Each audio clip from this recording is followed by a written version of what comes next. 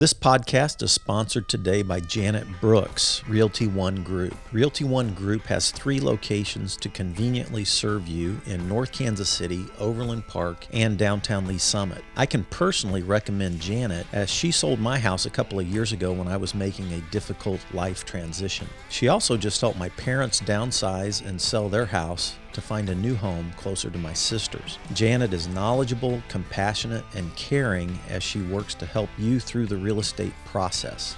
I would highly encourage you to check out Janet or any of the agents at Realty One Group.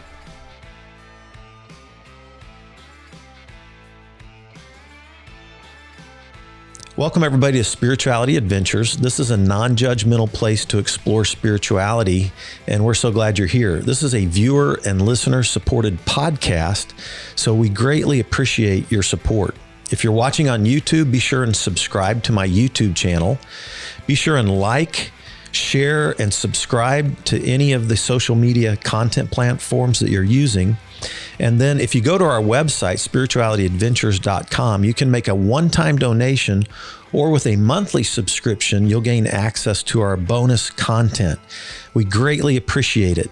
Thank you for tuning in. Now we'll be cutting to audio from the live panel discussion where Fred Herron is talking about shame and the studies that Brene Brown has done on this topic. And so one of the ways that shame reveals itself in her studies that she's brought out is this idea of never good enough. Never good enough.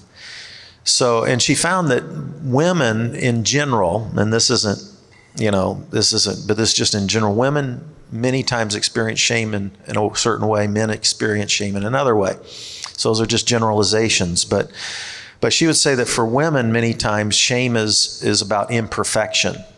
So in a world where women are supposed to look perfect, be perfect, do perfect, shame is that feeling of I'm not perfect and I'm never going to be perfect and I can't live up and I can't keep all the balls, juggling and all those kind of things. And internally there's that sense of just deep imperfection and I'm never going to be good enough. Mothers can feel shame certainly when they feel judged by other mothers for not being a good mother.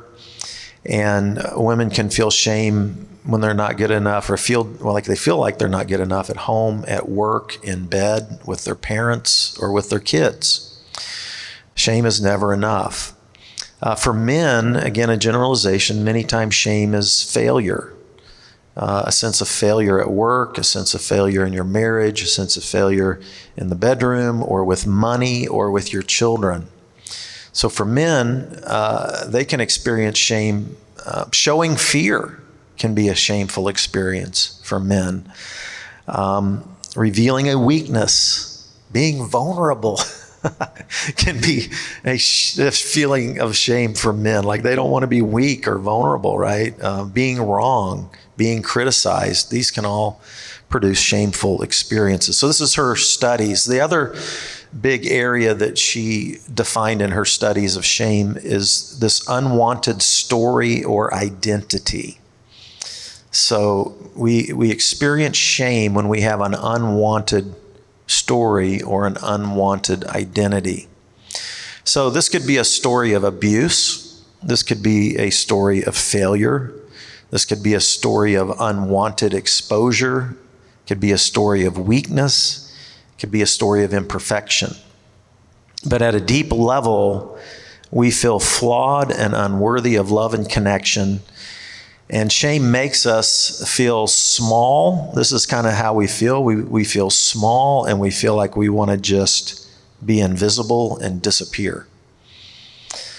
So those are just some of the research points. In her most listened to TED Talk in 2012, The Power of Vulnerability, Brene talked about how we live in a culture of American people that are the most medicated, over-medicated, obese, in debt culture in American history, right? And typically Americans like to sort of numb the things that they feel most uncomfortable with. So we like to numb our feelings, right? So my big metaphor for what I like to use for numbing myself was cookies and cream, like Bluebell cookie and cream ice cream, right? And those of you who were in Vineyard know those stories well. But the thing that the studies show is that you can't selectively numb just your negative emotions. So we think we can, right? We want to just selectively, we don't want to lose our joy. We don't want to lose our love and our compassion and all the positive feelings, but we do want to lose some of those negative ones. So I like what she says. She says, you can't say, here's the bad stuff. Here's the vulnerability. Here's the grief. Here's the shame. Here's the fear. Here's the disappointment. I don't want to feel these, so I'm going to have a couple of beers and eat a banana nut muffin. It just doesn't work that way. Like, you can't selectively numb your emotion. So it's a human experience. I mean, if you go back into the oldest religious stories of the ancient Near Eastern worldviews, and even one of the early story in the Hebrew scriptures, there's this shame story, right? Like there's the hiding, there's the fig leaf, there's the, I don't want to, I'm not naked and unashamed anymore. Like I'm ashamed. I'm naked and I'm ashamed. And so there's these stories go way back. And of course, there's cultures that reflect more of a shame honor culture and have more of a collective thinking kind of culture. So shame can be even more severe in some cultures than in, say, like individual Western cultures. But we still all have an experience of shame at some level or another. It's really a common human experience. So one of the things about healing shame, and it is something that needs to be healed, and there's degrees of it, right? I still carry some of it, but vulnerability is a pathway to healing shame. It seems counterintuitive. Like, who in the world wants to talk about the things that make them most ashamed? I mean, those are the things we want to hide and cover up and not reveal. But the crazy thing is that when we actually share with another human being our shame, it begins a pathway toward healing. Brene says that when we deny the story, it defines us. But if we own it, if we own the story, then we can write a brave new ending. And so I love that idea there. Certainly something that I'm trying to embrace. And there's an art to vulnerability. So, finding the right people to share around your shame with. It could be a friend. It could be a therapist. It could be a group. One of the things about living in a big city, one of the things about living in this pandemic world that we live in is everything's gone on Zoom. And so, like, if you just Google the issue that you're struggling with, you can probably find a support group that's dealing with that. And I'm in multiple different types of support groups, and I've found that's just been a wonderful place of safety to be able to work through and share and talk about my shame. And so friends, therapists, and I think support groups are great places to begin that pathway to healing and to start sharing vulnerably. Not all sharing is healthy sharing. Sometimes people overshare. I've been in a lot of small groups through the years where people almost like overshare so that they see if you're gonna reject them or accept them. And if you reject them, it kind of just reinforces their shame. And kind of oversharing in places that aren't really safe isn't really the pathway to vulnerability and healing. So there is an art to, having safe people, the right friends, the right therapist, the right group, support group that is safe, that you can share and will be healing. I found that for my own shame, I needed people who would listen to everything I had done, things that I didn't even want to share and say out loud, and then they still loved me. And I needed that fleshing out of that love to see that, oh gosh, I am still lovable. So I think there's a power in that.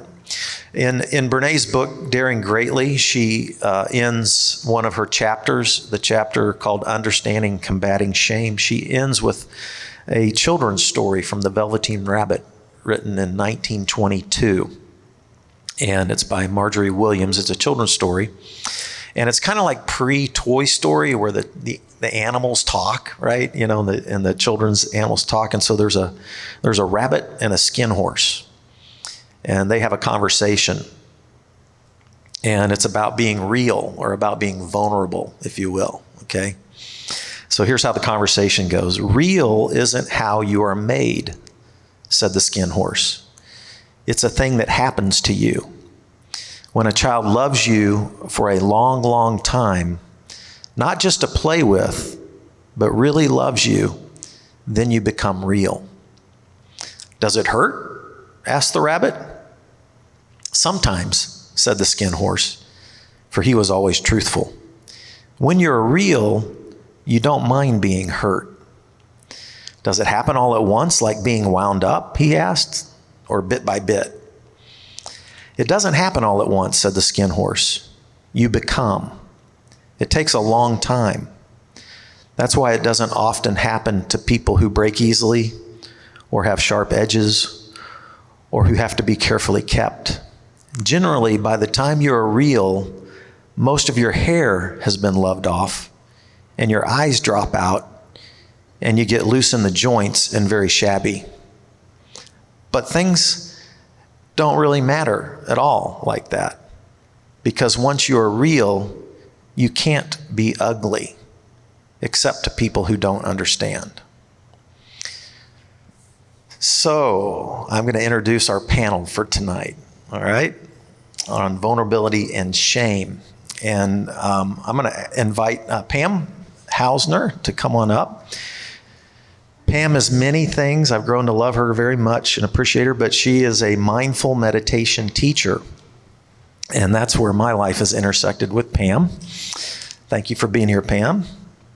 I want to invite Cricket, Dr. Cricket Burwell up. Cricket is a therapist. We probably connected a couple of years ago, and I've grown to love and appreciate her. She was a professor at the University of Georgia, taught marriage and therapy and sex therapy and all. I don't know all the things, but thank you for being here, Cricket. I appreciate you. And I want to invite up Andrew Potter. Andrew and I met back when he attended Vineyard Church when I was a pastor, his parents and his brother and sister. And Andrew is Army Ranger, 3 tours in Afghanistan. He is the co-founder of ROKC, which is a rock climbing place, which I started rock climbing over 40 years ago. So I love Andrew just for that thing alone. They have 3 different climbing gyms in Kansas City. And then they also run a software company. So thank you, Andrew, for being here. And then I want to invite up Rachel Lee. And Rachel and I met way back at Vineyard Church years ago. And she is a podcast host with The Problem of Perfect. And she actually reached out to me many months ago and did a podcast with me kind of on my story on her podcast. So Rachel, thank you for being here. And then Calvin Arcenia is here. And Calvin and I one of my friends said, you need to meet Calvin. And I started sending him a message on Instagram, and I tried to convince him that I wasn't just a crazy stalker. And he finally answered my text when I told him about my story of pastoring and all that. And I'm so grateful. I've loved getting to know Calvin and love his music, his songwriting, his story. It's super brave, and I've been inspired by him. So we are going to do, each person on the panel is going to share roughly their own experience and just take a few minutes to do that, their own experience with shame. And then once everybody has shared their experience, then I'm going to kind of open it back up for short comments, because as we listen to other people, we might have some comments or some closing comments that we want to make on the panel. So I'll go ahead and try to model bravery and courage and start off. How's that? All right. And Cricket is going to go last. So everybody else needs to go between me and Cricket. All right. Yeah. So I'm going to... Yes. So I am going to speak to because this is going out to a large podcast audience, and so I want to speak to people who will be listening in who don't know anything about me or my story, and all of us might be mindful of that as well. But I'm Fred Heron, and I was senior pastor of Vineyard Church for for 28 years. I grew up in the Kansas City area. I went to Park Hill High School. As a teenager, I became a follower of Jesus and felt called to be a pastor. And so I went to Baylor University, went to Southwestern Seminary. I went out on the East Coast, was associate pastor out there for a while, but I moved back to Kansas City in 1990 and started Vineyard Church with like 3 or 4 or 5 people. And the church just kind of grew each year for 28 years. It grew to several thousand people. It was what I did, and it was my calling, and how it was my career. I was ordained as a pastor when I was 18 years old. Okay, but in about 2015, 16, somewhere in there, about 2016, I went through what I call now just like a 3/4 life crisis. I wish I could say it was a midlife crisis, but I'm a little too old for a midlife crisis, all right? So I went through a 3/4 life crisis, and basically the elements of that crisis were, one was insomnia. I had slept on average about 3 hours a night for close to 30 years, and I just read a lot at night. I've always been a reader. I'd gotten 1 doctorate from Fuller Seminary, and I was working on a 2nd PhD in the Hebrew Bible. And so I always got a lot of reading done at night. Did not much sleeping, but a lot of reading, and I just lived with it. I could get by with short amount of sleep. But when I hit 55, I started thinking, gosh, it just started wearing on me. I just really wanted to get to where I shut my brain off. And so I was never really a drinker or a drug user all during my pastoral years, but I started like doing a glass of wine or a couple of shots at night to try to catch a couple extra hours of sleep, and I thought that's not a good long-term plan, so I went to a psychiatrist at 55. He put me on a lot of different things, but Xanax is what worked like a magic pill. I took it every night, and then after 9 months it started wearing off. And I foolishly started adding shots of vodka back in with the Xanax. So now I'm on Xanax and vodka, right? Every night. And then I'm still doing everything full blast.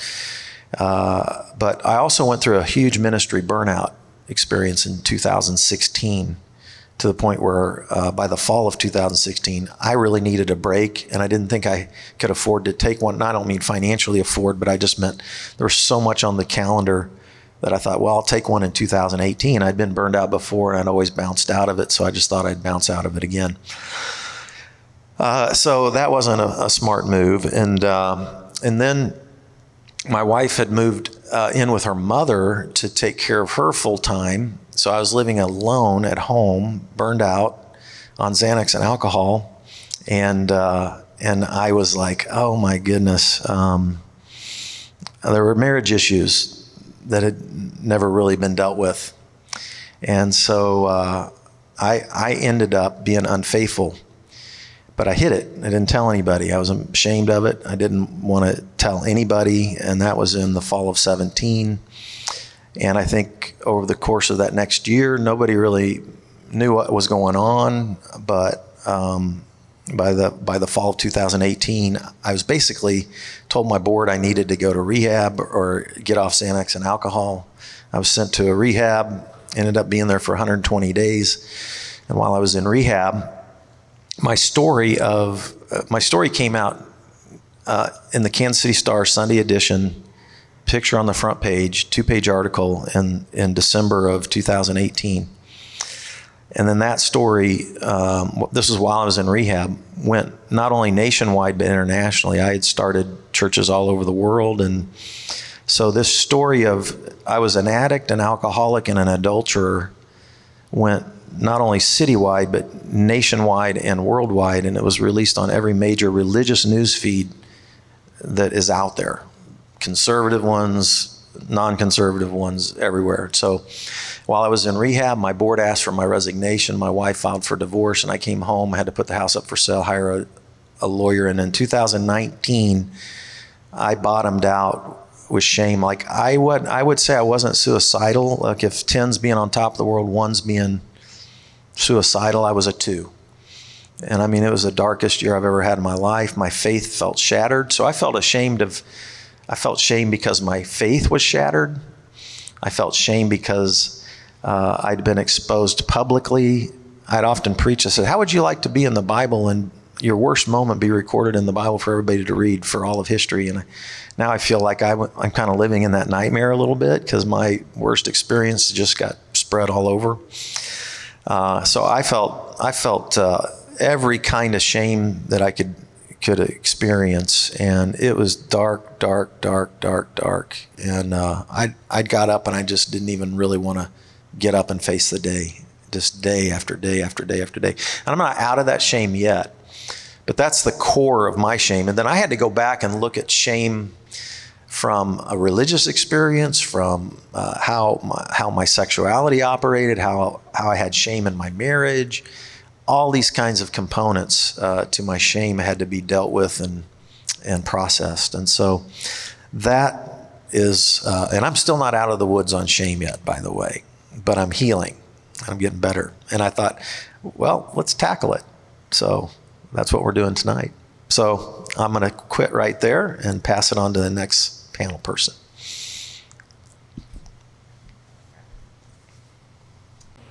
I'm not out of the woods either. I feel like shame is so ubiquitous in the world we live in, and I don't know, maybe it's something that I'll always deal with, not sure. We'll find out what it always looks like. But I know one of the things that actually prevented me from working with my shame is I didn't know it was there. It's like racism or privilege. We often, we swim in those waters. We don't know it's there. And I was born into a world that was designed around my shame. My father was a very conservative pastor. I love my father very much. I have no bad memories of my father. He was a wonderful, loving man. But the things that he taught and the way I understood the Bible let me know, from my understanding, that I was a worm, that I was of no value, that any value I could possibly have would only be by dying to myself and living through Christ. So I was born into that. Plus, I was a female. And we were very conservative, so we had a lot of rules. And most of them were around being female.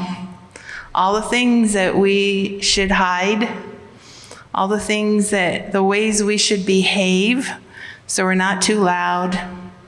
Don't make too much of an impression or impact on this world because you're to be subject to the man.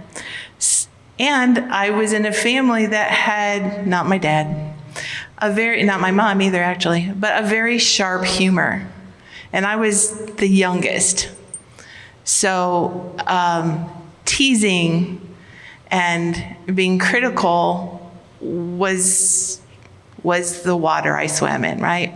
So when I went to school and I dressed strange, didn't know I dressed strange till I went to school. And then I realized, I can't wear that, I can't wear that, I can't do that, I can't look like that, I can't go to those places.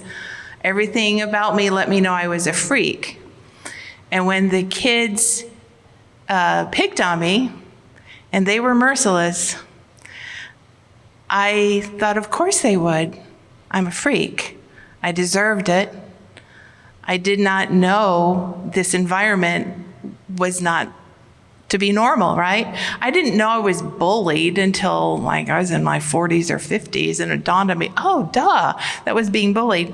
But the thing that bothered me the most about that world and that environment is it hid me, that shame hid me from hearing my own inner voice. There's the verse, the heart is deceitful above all things and desperately wicked. Who can know it? And that shame, that anything that came from me would be desperately wicked, pervaded everything that I did. And the way I survived through that was, well, I'll just be right. I'm going to be so right. And then I figured, like, I studied the Bible and I studied all the devotional approaches to how I was raised. Like, how can I be right? And I was really good at being right.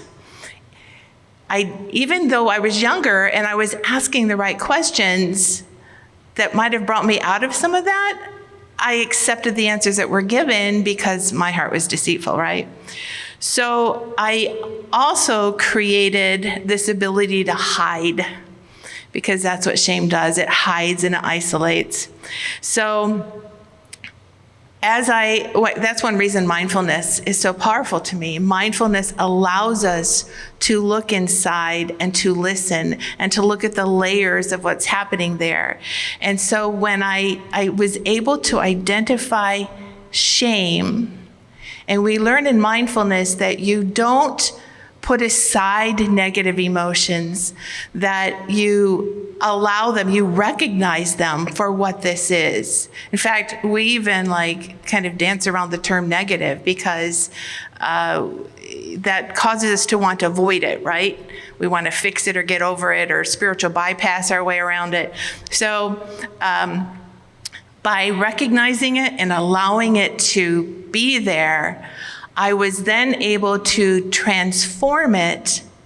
I am transforming it by connecting to myself. I'm now free. I can recognize, oh, this kept me from my inner voice. So, all right, I see you, shame. Now I'm going to listen. And what that has opened up is an entirely new way of being in the world. It has opened up from my isolation into compassion and a determination to be inclusive, actively inclusive, because I know how terrible it feels to be isolated. So my time is up, but those are some of the ways that I handled shame. Oh, I can go. Is this working? I wouldn't have been able to do this in 2015. I was just thinking about that sitting here, but we moved here from Germany in 1998 up to Parkville, and after college I went to University of Central Missouri and studied criminal justice because I didn't know what I wanted to do, but I knew I was going to go into the Army, and criminal justice was just like the run-of-the-mill degree to get. Some slight regret there.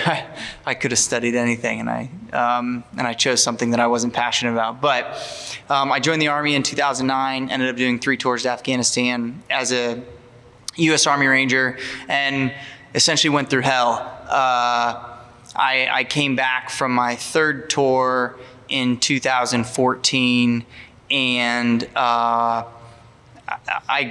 I suffer from post-traumatic stress. I still do today. It causes a lot of different things like hypervigilance, things that I don't even recognize until my wife's like, yo, dude, you're good. Like sitting in a restaurant, and I always pick the seat that faces the door because I don't like to feel exposed. And so suffering from post-traumatic stress from being in war is what has caused a majority of my shame because of our culture. And our culture says that you shouldn't be weak. You know, you shouldn't show emotions or cry. You shouldn't show vulnerability. And the reality is when you go to war, you shouldn't, because when your friend gets shot, you have two choices. I can sit here and cry and feel sorry for myself, or I can pick him up, move to cover, and return fire. And so what you do in war is you shut everything off. And you numb all emotions, because that is survival. And if you do any research into the brain, you'll find that essentially the amygdala gets overworked, which doesn't allow your prefrontal cortex to use compassion and empathy to make decisions. And then you're in the United States driving down the highway, and there's a box on the side of the road, and you drive off the highway because you think it's a bomb, when compassion would have told you, hey, Andrew, you're in America and you're fine. Like, that's just trash. And so dealing with post-traumatic stress, there's a lot of shame around feeling broken and feeling weak and feeling less than, and then not wanting people to know that you're broken, because let's be honest, in our culture, I'm supposed to be this like big tough guy, U.S. Army Ranger. Like, I don't cry. I'm hardened, you know? And the reality is, like Brene Brown says, you can't selectively numb emotions. So when you numb the ability to cry, or you numb the ability to feel true sadness, you also numb the ability to feel like love or compassion, empathy, you know? And those were things I lacked for a long time, which, you know, inhibits my ability to be a good husband and a good father, and like understand what others are going through. And so for me, there's been a journey since 2015, and starting to notice that, you know, I numbed everything, that I had to learn what vulnerability was, and I had to, you know, be able to look at my shame and recognize it and be like, you know what? That's a part of me, and that's okay. And so if I was really honest about like what my shadow is my ego. Like, I want to be really good at what I do. I want to be the best at it. And so I carry shame around that, around like, am I good enough? Am I enough for this? Or am I trying to boast more than I need to be something that I'm not? And so what I've realized is if I can recognize that every day, and recognize the shame that I carry, and understand, you know what, it's a part of me, and that's okay. It's not going anywhere. I've been able to grow and understand that it doesn't have to define me, but it's not going anywhere. Like, this is my story. I'm definitely not ashamed about that. I wouldn't be the man I am today if I hadn't been through what I've been through. And so, yeah, I mean, that's a real challenge that I've gone through from my experience, but through, you know, being more vulnerable and accepting challenges like this, thank you, by the way, it has helped me to be a better version of myself. So thank you.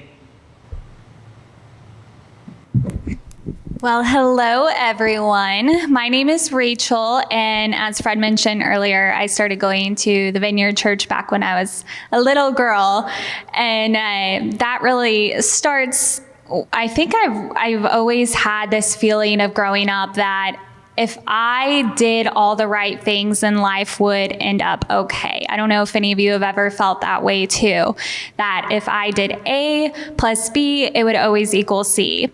And it did for a long portion of my life so far, where if I was a good enough girl, then I would achieve all the things that I wanted. And that was true until about the time that I graduated college. And all of a sudden, all the things that I was hoping to achieve for my life weren't happening. And me, as a young 22-year-old girl, I was like, oh, I just need to work harder. Or if I'm better, then it will be okay. And so I would push harder.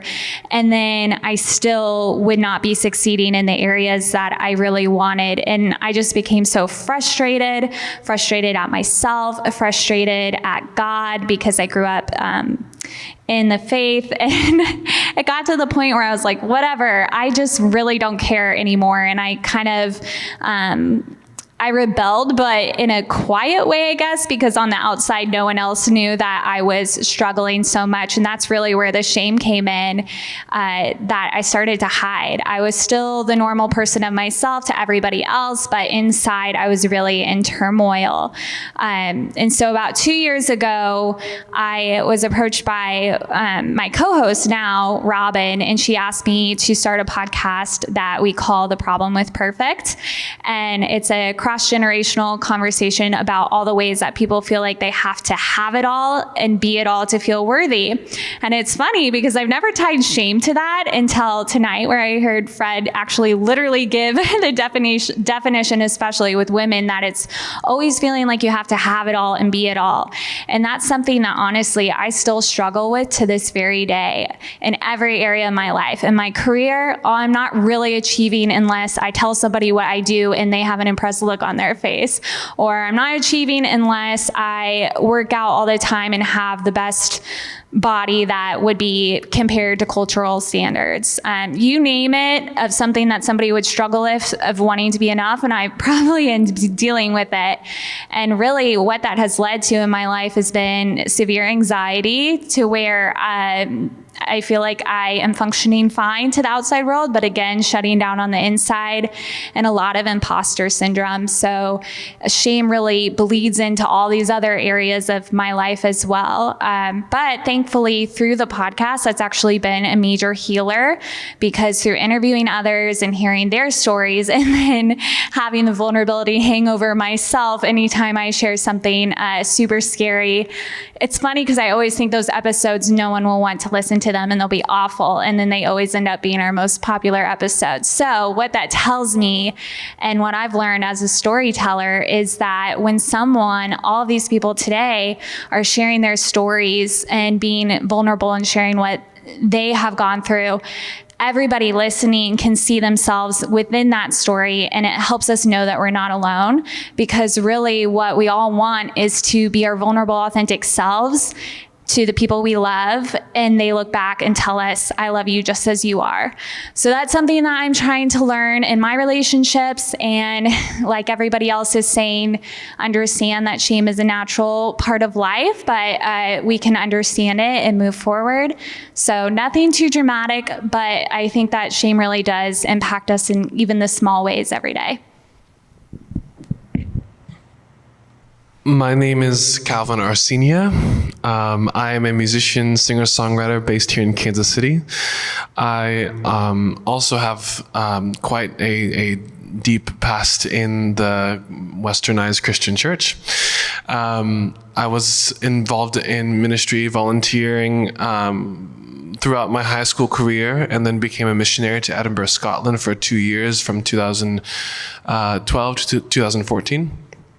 And if you had told my my high school self exactly what I would be doing today, I would have raged. And it dawned on me a couple months back that I'm currently living my younger self's worst nightmare as an openly gay musician, singer, songwriter, entertainer of sorts.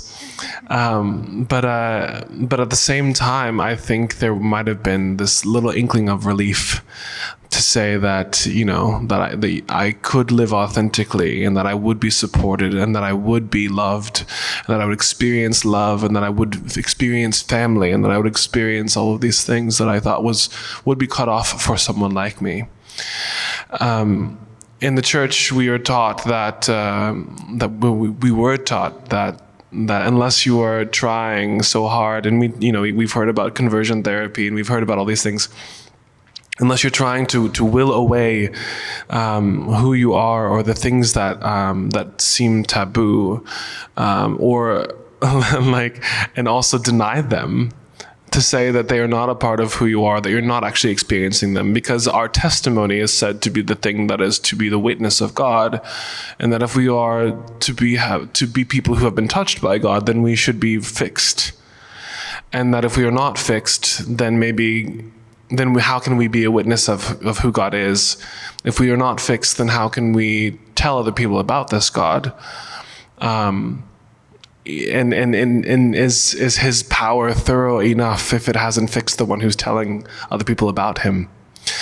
And so you have this this dilemma that if you are vulnerable and authentic and speaking your truth and talking about the things that are taboo within that community, then you're not allowed to be in leadership positions. You're not allowed to share the good news of the gospel. And in my experience since leaving the church, and that process kind of happened through having non-Christian friends while I lived in Edinburgh, musicians, singer-songwriters, poets, artists, who I decided to take Jesus' word as an experiment, which was this, that the truth will set you free. And I took those words very seriously, and I went to my friends who were non-Christians and I said, listen, this is my truth. I am actively here as a missionary. I was being paid by people in America to give you the gospel of Jesus Christ. Yes, I will have another shot. Most of the open mic nights are happening in bars and things, and that's their love language over there.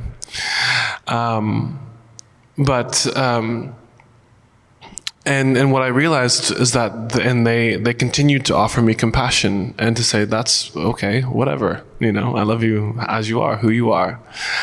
And that was something that I had never experienced up until that point, and I didn't believe it was out there for me. I didn't think that it was possible to be loved and also be so forthright in talking about something that would be otherwise, something that meant that I was not able to be in community. And I have seen pastors go through what you've gone through, Fred. And I've seen people in leadership positions come out and be honest with them, with where they're at in life, and then remove from the community. And what we lose from that is the experience and the knowledge and the wisdom of saying, because as somebody who's lived as a homosexual now for several years, there were so many people that I remember growing up with who I never saw again after they came out, and have never been able to connect with them. And it's interesting to think that maybe I'm that person to other people now, But there's a lot of love in the world, and a lot that we can learn from gathering all of the perspectives, from saying that these are things that we can overcome, these are things that we can live through, these are things that we can also experience love inside of, and through talking about these things that I've been ashamed of, I have found that there is so much love in the world. Yeah. Hi, my name is Cricket. There we go. I'll try to speak up so you can hear me. I just want to say what a privilege and honor it is to be here, to listen to all the testimonies of shame, because it is such a taboo in our culture to talk about openly. And so I just want you all to know that I hear you and I see you. In 2014, I moved to Kansas City from Austin, Texas, and at the time I was pregnant and excited to give birth in a couple of months to a healthy baby boy, but that didn't happen. 1 week after moving to Kansas City, I went into early labor and had a stillborn child. And I'll try not to get emotional about it as I talk about it, but it's still very difficult. I felt ashamed in that time because I felt like my body betrayed me. I couldn't carry healthfully an infant son, and I felt like all the things I was supposed to do were vanishing or just were impossible to achieve, and I felt really alone in that because my partner at the time, who was my fiance, told me that he didn't ever want to talk about it again. And I didn't know anyone here. I just moved here. I didn't have any social support locally. My family was also devastated by what had happened, and so I didn't feel like I wanted to burden them with my own grief and my own struggle. So I kept it to myself mostly. And so what ensued was drinking. That seemed to help me cope and help me deal with the severe pain of that loss. And years later, I was sitting in a therapist's office, and I was talking with her, and I said, I think I might have a drinking problem. And she said, let's talk about that. What does that look like for you? And I said, well, I drink to not feel anything, and it works. Often I black out and can't remember conversations or driving or different things that I've done. And I make really bad decisions. She said, I think that qualifies. I think that's something you need to take a look at and deal with. So that's another level of shame, is being a therapist and not being able to deal with my own issues, of grief, loss, addiction. And so that weighed really heavily on me too. My testimony, my shame testimony is that, it's life does get better. And Brene Brown is right. When you're in secrecy and that shame can really build, in isolation, that shame can really build. And so I wanted to be here tonight to be able to share this, to show other people that you can share in safe spaces, that they're available, that they're out there, and that they make a difference.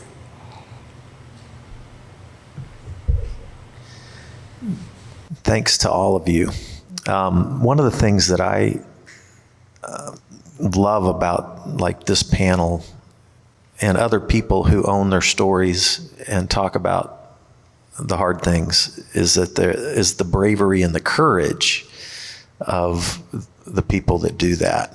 And I have been inspired by all of these stories and so many more of people who get vulnerable, share their story, and the courage and the bravery from my perspective that it takes to walk through that is amazing. It's been an inspiration to me.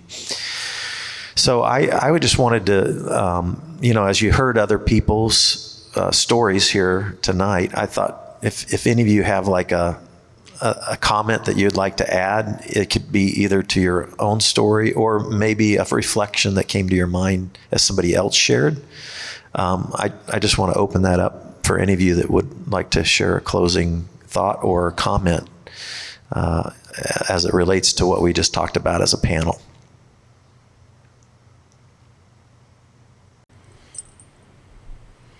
All right. So I told you I was good at hiding. So the way shame shows up for me frequently these days is I try to hide from new people I meet what my past was like, because people look at you different if they think you grew up as a religious fringe. So there's that. And then from the people that I used to be in church with, that I was a church leader with and for, that they now know I've really changed and I don't believe much of that anymore. So trying to navigate that in a way that is true. I really understand how we need to get love from others. I'm not dismissing the importance of love. I have dedicated my life to love, all right? But I also know that to hear my inner voice, I can't look at anyone else to tell me what is right. And so that way I can, I love what you said, Adam. We're going to run with this tonight. You see shame and you say, oh, there it is. I'm okay with it. And you do the right thing and you listen to what's inside of you. So thanks for that. So something that was just coming into my head, something that was actually really helpful for me, I think just our culture and society can be really productive of shame because of the way we live and because of the way our society is, and especially in America. And what I found was it's not a measure of good health to be extremely well adapted to a sick society. And I believe we're fairly broken as a society. We're fairly broken in the way we treat each other, in the way we serve each other, in the way we walk through daily life. And so to be well adapted to that isn't necessarily healthy. Just because you're like doing things every day that seem like the right thing or the good thing or this or that, that doesn't, in my impression, mean that that's like the healthiest thing to do. I think a lot of people, unfortunately, fake it, and I'm guilty of that. Fake it to get by, and so if you can shed some of that adaptation and like be true to who you are, you find you live a much healthier life, even though it may not look like what everybody else deems is, culturally normal. That's been really helpful for me to, just be who I am.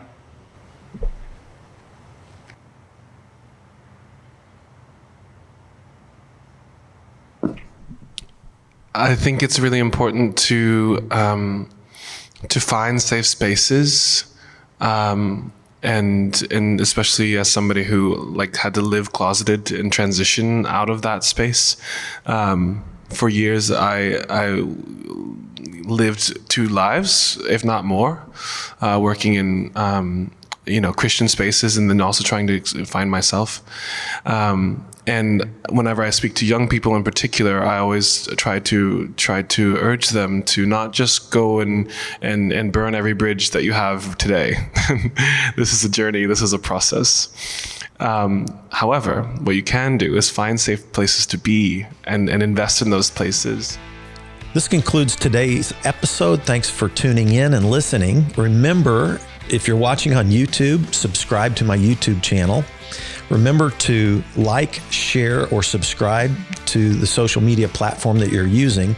And then go to our website, spiritualityadventures.com, and make a one-time donation, or you can subscribe monthly and receive our special bonus content. Thanks so much.